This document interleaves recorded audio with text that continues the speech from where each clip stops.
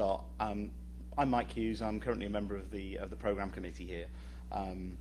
You may see, I think on my bio on the website it says I was formerly this, and I've just recently left my job, so I'm just in between things at the moment. But this is also going to be my last meeting as a member of the program committee, because the program committee are the people who put the meeting together and help select the talks and solicit the talks.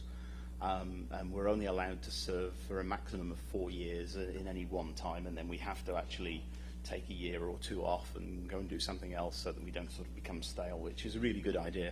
But that does mean this is also my last meeting as a member of the program committee. I volunteered to do this because I wondered how for people to try and get the best out of a NANOG meeting.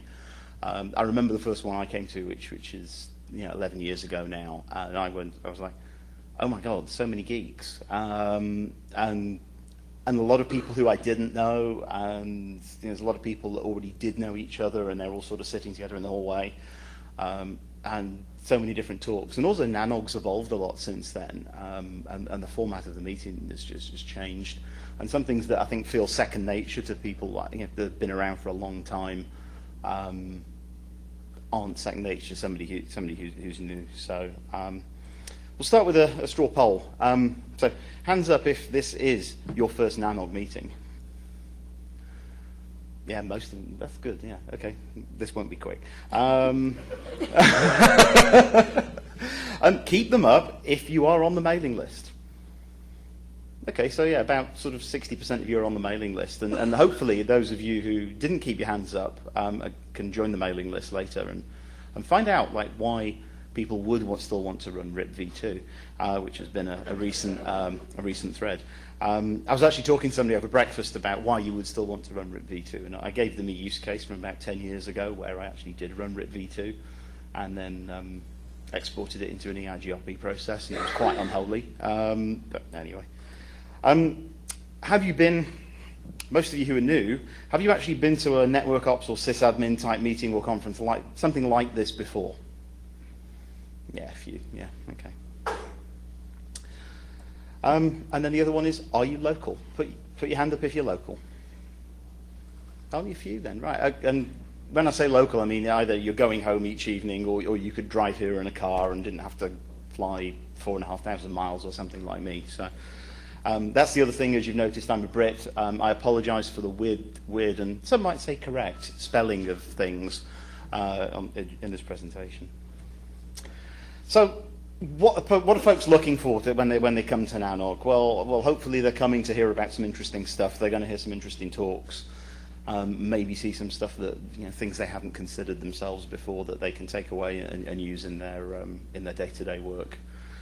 Catch up with folks that they know already. So there's already a lot of people who do know each other, and they come here to network and meet with these people that otherwise they just they wouldn't get to see.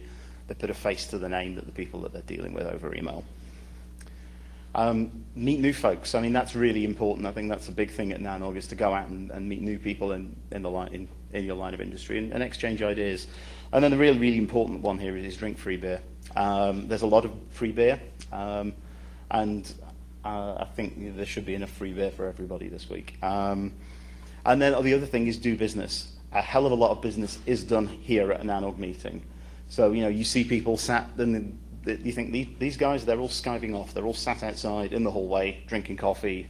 Why aren't they listening to the talk? And that's because they're here to do business. They're here to meet with people that they've arranged to meet them, and they're both going to be in Atlanta, and they're going to get together and they're going to do business, and they're going to be doing some deals, or maybe a green peering or a green depeering or whatever. But people are actually here to go and do a lot of business as well. So they're not going off into huddles and ignoring you or Skyping. They're actually still here to do work.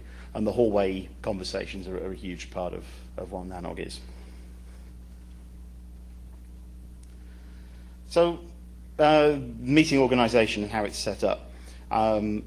Pretty much, if you look at the agenda, you'll see that we've got tutorials. Those are sort of more somebody imparting experience to you or knowledge that they've gained through the course of their career. So, I mean, Phil Smith in the back of the room, he's going to be giving his BGP tutorial, and we've not had that on the agenda for quite a while. So here's your chance to hear from Phil, who's got many, many years of experience in the industry, talking about BGP techniques, BGP tuning techniques for your network.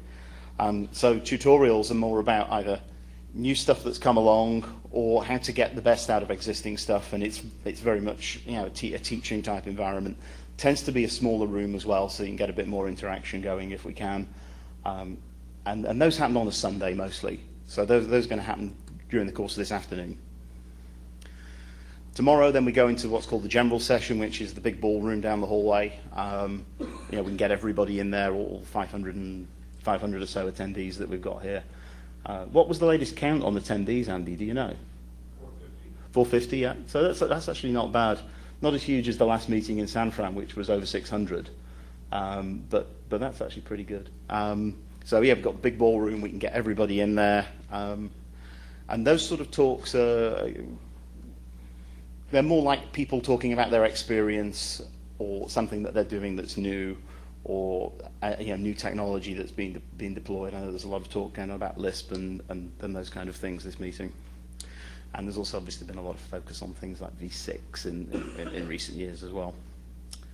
The other thing that we have is tracks and buffs, and that's when we all split up into smaller, sort of more focused groups that are into specialist subjects.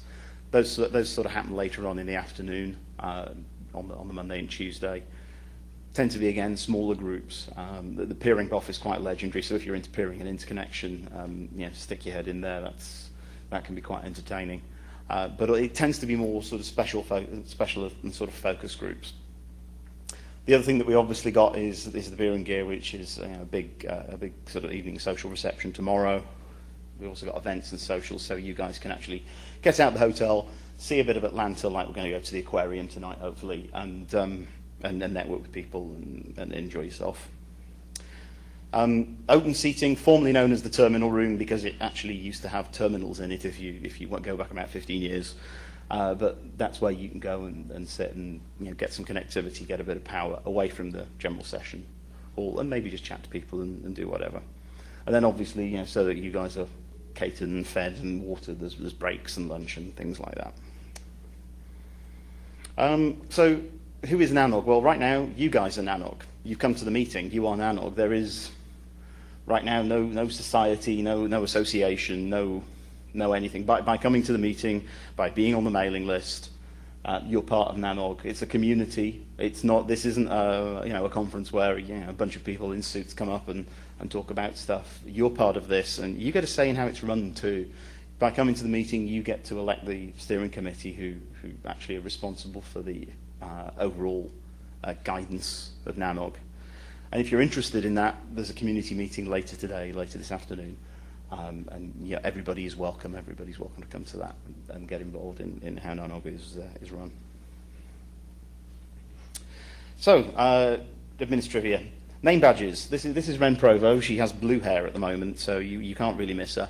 And this is a bit of an old photo, but she's modelling the full range of NANOG name badges, of which there are many. And she appears to have a beer in her hand as well, which I think is pretty much normal. So, name badges, they look like this. If you have an AS number, they have an AS number on them, and they have your name, hopefully, in bigger letters than your affiliation. And it may say which NANOG meeting you're from. We've got them on nice short lanyards today, so that your name is actually where somebody looks rather than down by your belly button. It felt a bit like you were being strangled the first time I put them on, but it's good. And then also everybody has different coloured name badges. Well, not everybody, but some people do. And that's because they're important people, or they like to think they're important. So the blue ones are the steering committee. Those are the people that are responsible for guidance and steering and making sure NANOG's going in the right direction and doing stuff that's useful. And then yellow, so people like me, they're from the program committee. And then the red guys, they're the communications committee. Those are the guys that are responsible for running the email list and dealing with things like marketing and communications. So if you've got any questions about things like the mailing list and that sort of stuff, the guy with the red badge. And then the green badge is the merit guys, so like Andy over there. And they're responsible for actually running the conference, so they provide all the facilitation, basically, that means that we can actually put the conference on. And so they're the conference staff. And then other people have dots. So hey, seeing lots of dots. The little dots mean that people will do things like sign PGP keys. Often they'll be, usually in the open seating area during a break, somebody will actually do PGP key signing. It's kind of ad hoc, but it just generally works out. Green means they're a peering coordinator, so if you want to know about peering and interconnect, or you want to go and peer with somebody, you can look at their affiliation and look at the green dot and say, you're the peering guy for Amazon. And you can talk to them, and the peering guy for Amazon will say, no, we won't peer with you. You have to read this enormous big document. I can say that because it's Peter Cohen now, and I can take the mick out of Peter Cohen. I've got a picture of Peter Cohen later as well.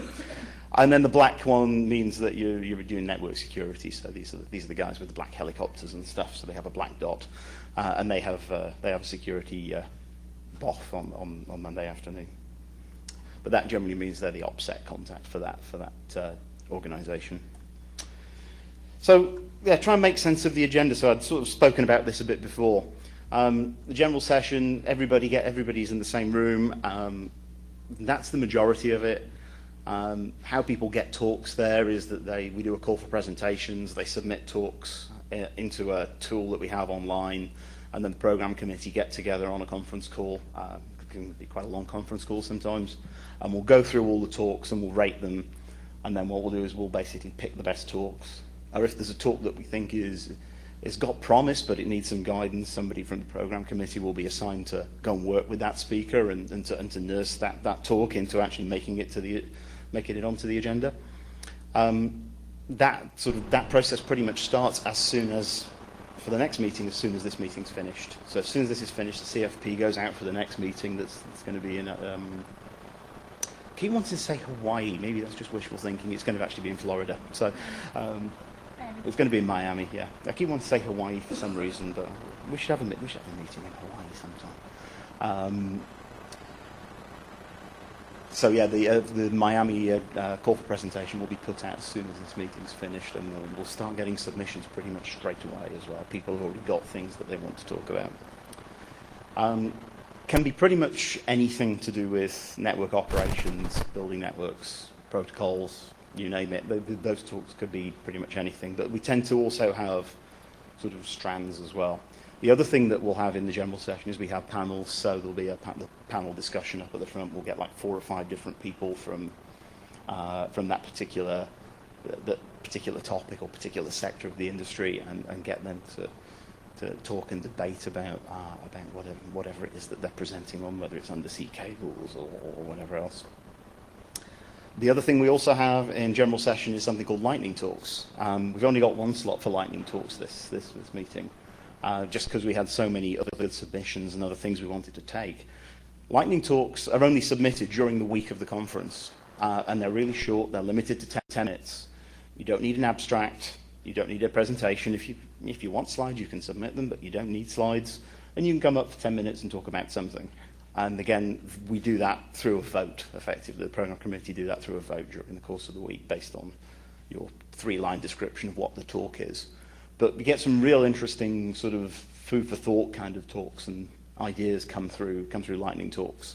And it's a really easy way of participating as well, because you don't have to do tons of research, and you don't have to do loads of preparation, and you don't have to think of how the hell am I going to stand up here for 45 minutes and talk about USB keys or something. It's really short, and just very quickly you can get your point across. Spoke about BOFs and tracks and the tutorials, and the other thing that always kind of said to me is, what the hell is a vendor collaboration room? So anyway, I'll come on to that later. So lunch, it says in the agenda it's on your own, but you don't have to sit like this little kid here on your own and eat your lunch on your own. It's just not catered. There's plenty of stuff within a couple of blocks. There's 90 minutes allowed, so there's time for you guys to go out and get back. We also deliberately moved lunch a little bit later so that you weren't going out at noon with everybody from the offices. At one point, lunch used to always happen at noon. So, all these 500 odd people would all pile out of this hotel, or whichever hotel we're in, and then just try and get in all the sandwich shops and the bars and the cafes and everywhere else around there, along with all the office workers. It was just overwhelmed, and the person that was on after lunch, they would always be talking to a half-empty room because people still hadn't got their lunch yet and were still sort of dribbling back into the room. So we've extended lunch, it's 90 minutes long now, and it's a little bit later. And there's plenty of stuff just within a couple of blocks. So if you get your web browser out, go to nanog.org. There's a link off there for the local information from the Telex guys for NANOG 50, and they've got a list of plenty of places you can get lunch during the next couple of days, just within a couple of blocks. So tracks, which track? We used to call them BOFs, a BOF being a thing called birds of a feather, which is people with a common interest. But it's become, BOFs were kind of like ad hoc, and kind of the idea was that they would discuss things that didn't come up regularly. What we found is some things that were BOFs were coming up pretty much every meeting, and there was interest in them coming up every meeting. So they've sort of become tracks in their own right. So we break apart into these different tracks. Peering, security. There's a track on OpenFlow this meeting, which is an interesting technology, particularly if you're in the sort of R&E environment. But I think it's great from a network ops perspective as well, because it gives you a sort of like a little API into how switches work under the skin. Look at the agenda, see what you think looks interesting to you for BOFs. Decide which BOF or track you want to go to, so that when we break. And we'll go for a coffee break before the BOF. You come back and it's like, well, where's everybody gone? And the room's half empty. And why am I listening to this guy talking about flugel binders? Some of these are their own communities, though. So particularly the peering BOF, a lot of people know each other. But don't be put off by that. They're all they'll drink together and they're just ribbing each other. But don't be put off by that. They all know each other. But if you hang out with us for long enough, you'll be part of it too. Which brings me on to participation. This is Peter Cohen, the chap here. The man changes jobs with more regularity than I know some people change their underwear. Ask questions. There's mics around the room. Don't be put off. There's a mic here even. Don't forget it's being webcast. So there's a lot of people sat at home or sat in their office that are watching NANOG on the machine. So state your name and state your affiliation when you come up to a microphone. If you don't have an affiliation, say you don't have one, or you are just a concerned internet citizen. But do come up and ask questions if you've got questions. And I don't think any question is that stupid. No question is too stupid. And what you will find is when something comes up that is quite